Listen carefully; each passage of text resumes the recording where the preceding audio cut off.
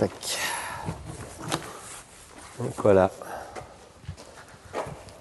C'est tout vide.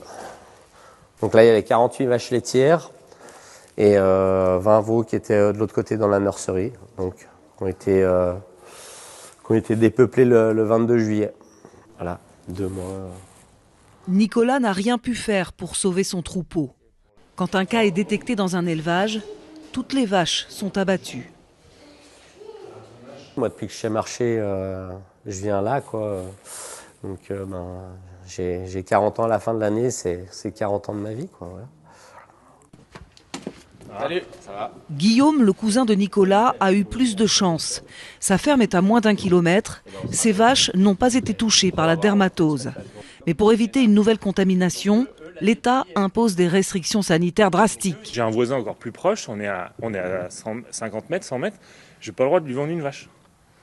Alors que nous, aujourd'hui, on est en surnombre, ainsi dire, et on n'a pas le droit. Dans son malheur, Nicolas compte une quinzaine de vaches rescapées, restées en pâturage dans la montagne. Mais il ne peut pas les ramener tant que sa ferme n'a pas été totalement désinfectée. La traite se fait dehors. Notre bâtiment n'a pas été lavé en temps et en heure. Pendant un mois, on nous a dit vous occupez de rien. L'entreprise va venir laver le bâtiment.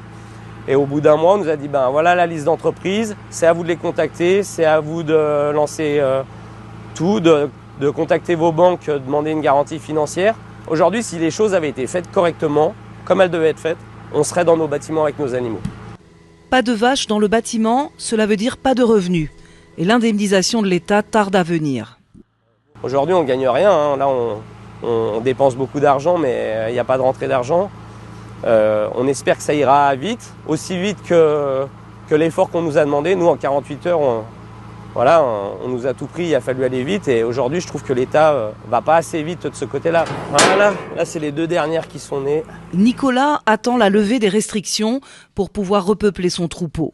Le dernier cas de dermatose a été détecté le 6 septembre.